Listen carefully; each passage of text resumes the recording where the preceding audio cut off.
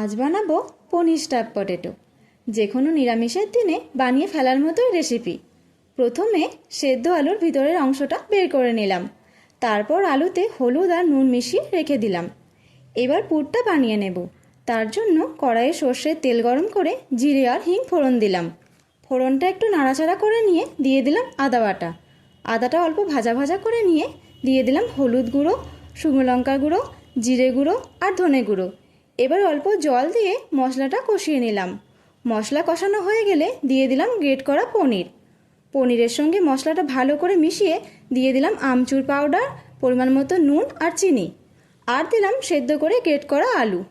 এবার সব কিছু ভালো করে মিশিয়ে কাজু বাদাম আর কিশমিশ কুচি দিয়ে দিলাম। সবশেষে গরম মশলা গুঁড়ো ছড়িয়ে নামিয়ে ঠান্ডা হতে দিলাম। এবার একটা বাটিতে 2 চামচ আটা, নুন, হলুদ গুঁড়ো দিয়ে ভালো করে মিশিয়ে একটা মোটা ব্যাটার বানিয়ে নিলাম। এবার আলুর ভেতর পুর ভরে নিলাম। তারপর কড়াইয়ে তেল গরম করে আলুর উপর এইভাবে ব্যাটারটা দিয়ে ভেজে নিলাম। ভাজা হয়ে গেলে নামিয়ে নিলাম। তারপর ওই তেলে গোটা গরম মশলা, তেজপাতা ফোড়ন দিয়ে দিয়ে দিলাম আদা বাটা। আদাটা অল্প নাড়াচাড়া করে নিয়ে টমেটো বাটা দিয়ে দিলাম। টমেটোর কাঁচা গন্ধ চলে গেলে গুঁড়ো মশলাগুলো দিয়ে দিলাম।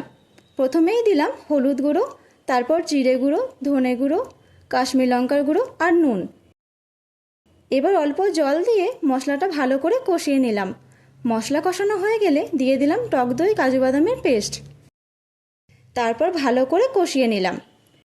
স্বাদটা একটু ব্যালেন্স করার জন্য অল্প চিনিও দিয়ে দিলাম। মশলা থেকে তেল ছেড়ে দিলে দিয়ে দিলাম পরিমাণ মতো জল।